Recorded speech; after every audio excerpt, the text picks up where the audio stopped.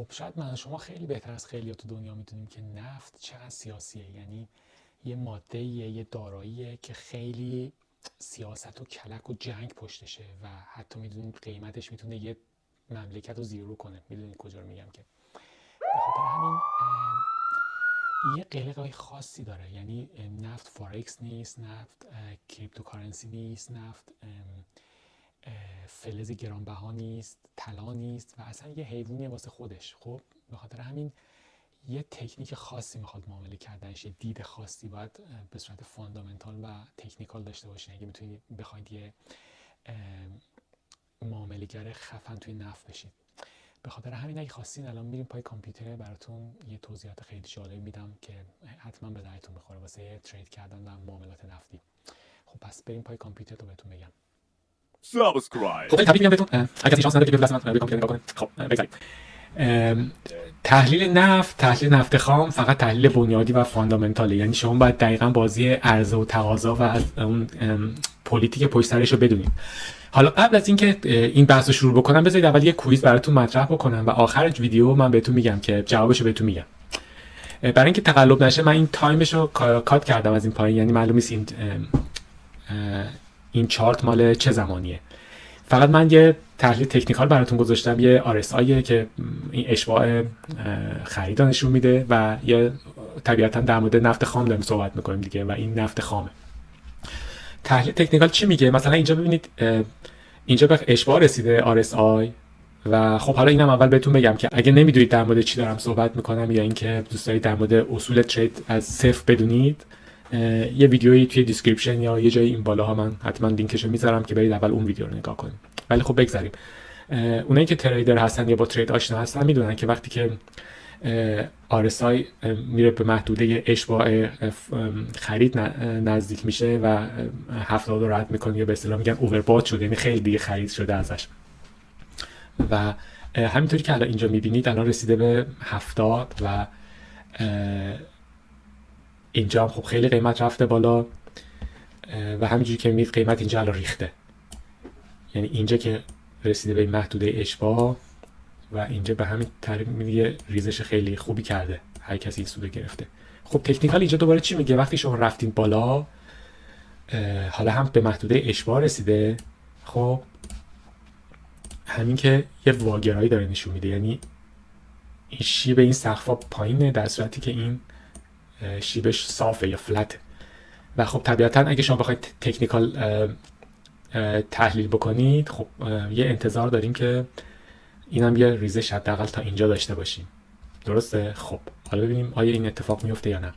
اینو داشته باشین، کمی توی بهش فکر بکنید تا من بریم با هم یه توضیح کلی در مورد ترید نفت بدیم و آخر ویدیو من بهتون میگم که توی نمودار لایو نگاه میکنید ببینیم چه اتفاقی میفته براش. خب پس ببینیم میره بالا یا میاد پایین. پس این یه سوالیه که الان یه کویزه که من براتون دارم و آخر ویدیو با در موردش توی بازار چارت زنده رو براتون باز میکنم و با هم بررسیش میکنیم. بسیار خوب. همونجوری که گفتم تحلیل فاندامنتال خیلی مهمه و با همه دارایی ها و با تمام اون چیزایی که ترید میکنی فرق میکنه. یک حالت یونیکو خاصی داره نفت خام. خب یکی از عواملش رشد اقتصادی و رکود اقتصادیه که اینا خیلی تاثیر میذاره. یعنی وقتی که رشد اقتصادی هست یعنی بیشتر محصولات تولید میشه و طبیعتا نیاز نفت خام زیاد میشه. برخلاف اون تلاشی که دنیا داره میکنه، یعنی یه جوری تلاش مذبوحانه است در حال حاضر با تکنولوژی و امکانات الان، ولی تلاش جهانی اینه که مصرف نفت خام بیاد پایین. ولی خب ببینید الان شما با یه گوشی یا با یه کامپیوتر دارین این ویدیو من نگاه میکنید، هر قسمتی از خونه، این مانیتورتون، هر چیزی که نگاه کنید توش پلاستیک استفاده شده. همون بطری آبی که میخورید اینا همش پلاستیکه و پلاستیک از کجا میاد؟ از نفت میاد. و بازی نفت اینه که یه تعداد محدودی کشور اینا رو تولید میکنن و تعداد زیاد تقریبا همون کشور نفت لازم دارن، چه کشورهای بدبخت باشن چه کشورهای ثروتمند، اینا همشون نفت میخوان. و یه بحث دیگه ای که هست بحث عوامل ژئوپلیتیکه و فرض کن کشورهایی که تولید میکنن، فرض کن شما میتونید بزرگترینش روسیه است، عربستان سعودی، نمیدونم ایران، عراق، کشورهای آمریکای لاتین و یه سری کشورهایی هستن که نفت دارن ولی واسه خودشون هم کمه. یعنی فرض کن چین یا آمریکا اینا هم نفت دارن ولی نفتشون رو خودشون مصرف میکنن یا اینکه نمیخوان تولید بکنن مثل آمریکا، یعنی اینقدر گرونه یا به دلیل حالا آلودگی هوا و عواملی که هست به صورت استراتژیک ازش استفاده میکنن. یعنی اینو به عنوان یه بازوی تهدید استفاده میکنن که مثلا من تولید کننده نفتمو که خواستم گرون بکنم میگه نه آقا من خودم نفت دارم ها، ببین من میرم بالا نفتمو در میارم میریزم تو بازار تا ارزون بشه. اینو به عنوان یه اینکه مثلا این چوب در میارن که گربه رو بترسونن، اینجوری ازش به عنوان اهرم سیاسی ازش استفاده میکنن، ولی دلشون نمیخواد نفت خودشون استفاده کنن، ترجیح میدن نفت و موف بخرن.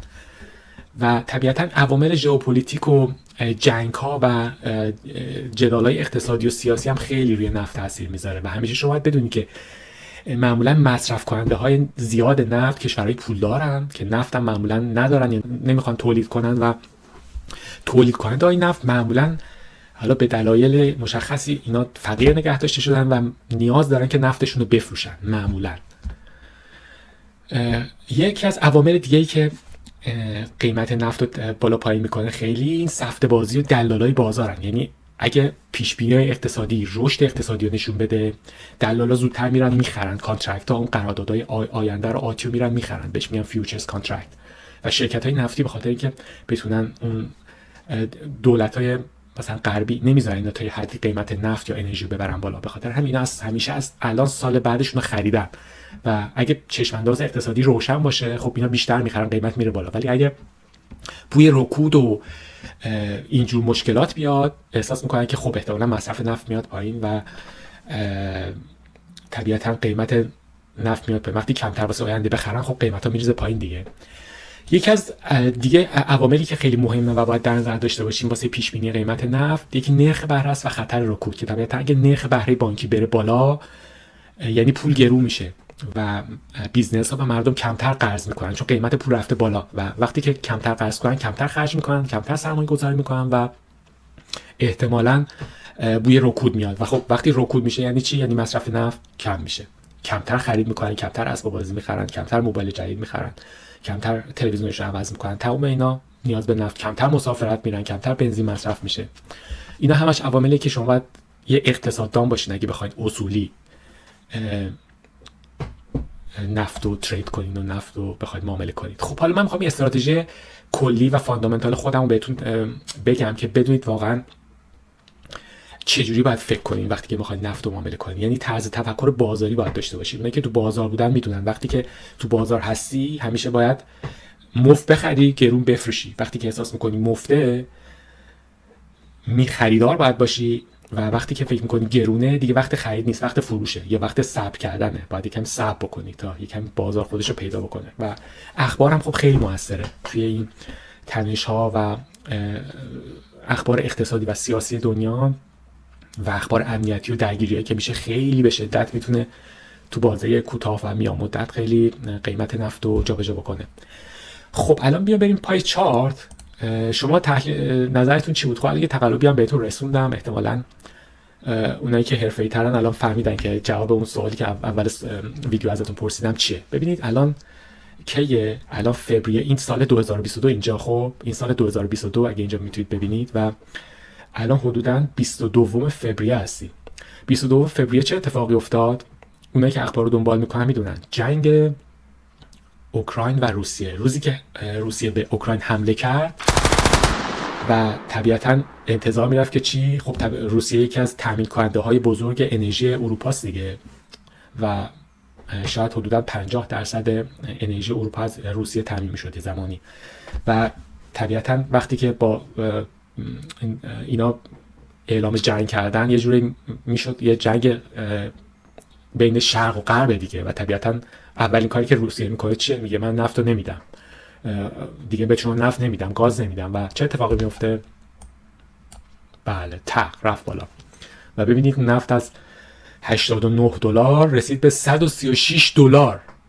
$89 و ظرف چقدر؟ 1 2 3 نمودار دیلیه ها. یعنی حالا گفتم اگه نمیدونید اینا چیه حتما یه ویدیو براتون میذارم که اینا رو از صفر براتون توضیح میدم. ولی حالا اینا قیمتی که رفته بالا 1 2 3 4 5 6 7 8 9 10، یعنی حدودا کمتر از 2 هفته یه عدد عجیب غریبی از 89 تا خب الان بذارید براتون حساب کنم که اصلا یه ایده خیلی جالبی داشته باشید. الان تا کجا رفته؟ تا 137 حدودا. خب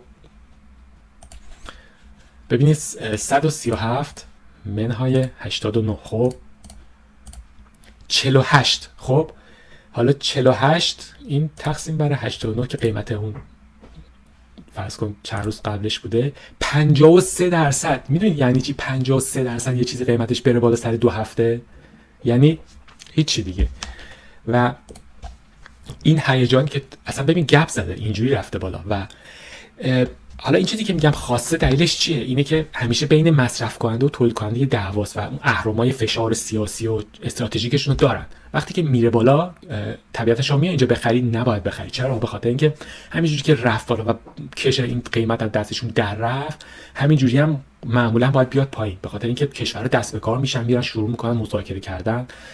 نمیدونم هند، چین، ایران، روسیه، نمیدونم آمریکا، انگلیس، اروپا، کشورهای اسکاندیناوی میان ببینن آقا ایداد بیداد چی شد، الان تورم از دستمون در میره و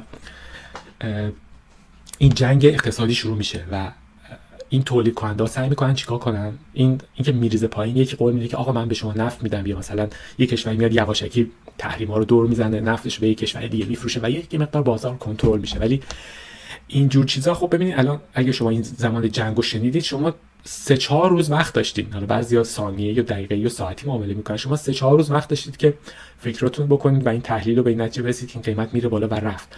و بعد از اون قضیه میبینید که الان که اینجا این سقفی که قیمت تشکیل شده این دیگه تا مدت زیادی، الان ببینید الان ماه فوریه بوده دیگه، 1 2 3 4 5 تا 6 ماه از این قیمت پاشو پایینتر نذاشته. 6 ماه و این یه سقف قیمت ایجاد کرده و این نمودار روزانه است، یعنی این از اینجا تا اینجا 6 ماهه و هیچ وقت دیگه به این زودی ها این کفای قبلی رو ندیده. و این حالا چی میشه که دیگه از اینجا میاد پایین؟ این معاملاتی که پشت پرده انجام میشه و یه کسایی که نمیتونن نفتشون رو بفروشن و حالا گشنه ارز دلارای آمریکا بودن وارد بازی شدن و نفتشون رو استخراج کردن یا تولید رفته بالا و نهایتا دوباره قیمت کنترل شده. ولی منظورم اینه که اینجوری باید نفت رو ترید بکنید. حالا اگه بیشتر علاقه داشتین حتما واسه من کامنت بذارید، پیگیر کانال باشید، سابسکرایب کنید. هر سوالی داشتید توی کامنت ها بنویسید، من براتون ویدیوهای جالب تری درست میکنم. حالا برای اینکه ویدیو طولانی نشه، اگه علاقه من بودید و من یه فیدبک خوبی از شما بگیرم، حتما ویدیوهای جالب دیگه در مورد تخصصی، در مورد دارایی‌های مختلف، در مورد فارکس، طلا، کریپتو و چیزهای دیگه براتون حتما آماده میکنم که با یه دید درستی معامله بکنید و معامله کردن این نیست که 4 تا خط بیاید بکشید و بگی خواه خورده به اینجا حالا میاد پایین یا میره بالا. این فراتر از این حرفاست و باید یه دید کلی و جهانی داشته باشید نسبت به این قضیه. خب فعلا این از من داشته باشید تا ویدیوهای بعدی. بدرود.